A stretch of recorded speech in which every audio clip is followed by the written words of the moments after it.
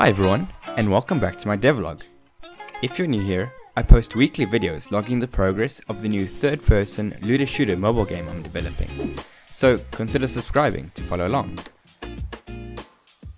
This week, I started off by addressing a suggestion by Danny R.O. to add icons to the different joysticks.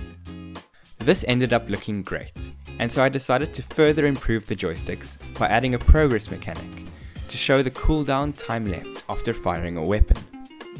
After that was done, I began by making a list of all the assets I needed. The parts blurred out are reserved for later videos. Now, when it comes to art, I'm definitely no Leonardo da Vinci, and I'd much rather focus on the programming. So I decided to save some time and purchase pre-made asset packs online. My next decision I needed to make was to choose what art style to go with. From the thumbnail, you've probably figured out what I ended up going with. However, that definitely wasn't my first choice.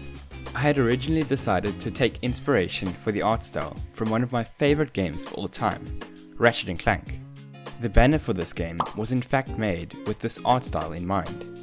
However, keeping this up would be incredibly expensive and impossible for me to do myself. So I decided on the low poly art style. Not only do I love the art style, but it is much cheaper and I'll actually be able to make some of the assets myself, which I am not able to find online. There is a reason why you see most indie game developers use pixel art for 2D games and low poly art for 3D games.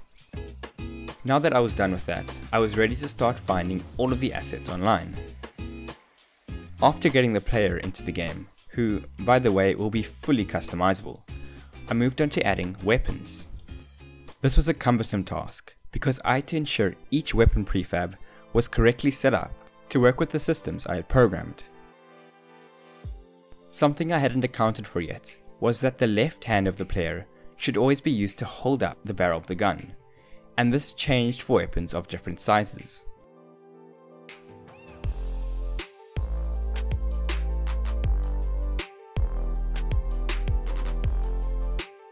After creating the system, I added better muzzle flashes into the game, and then started to add functionality to the different customizable buttons, which included crouching, jumping, rolling, etc. For the most part, this system is working fine, but I'll need to come back to it in the future. I then started working on adding attachments into the game. However, after watching a video by Jonas that popped up into my recommended, I realized that YouTube was trying to tell me to be careful of going out of scope. The number one thing you need to do is you need to keep the scope small enough. You need to make sure that the game you're making is small enough so you can finish it. But I'll definitely add this in a later update to the game. Instead, I moved on to adding sound effects. For this, I need different sounds for each weapon. Next week, I'll begin the process of actually adding all of the weapon objects into the game by setting all of their properties. This will, however, be a meticulous task, as I'll need to do a lot of research. But that's gonna do it for this video. If you enjoyed, make sure to slap a like, and if you have any suggestions, leave a comment below. Also, consider subscribing to follow along on the development of this game. And with that, thanks so much for watching, and I'll see you next week. Take care.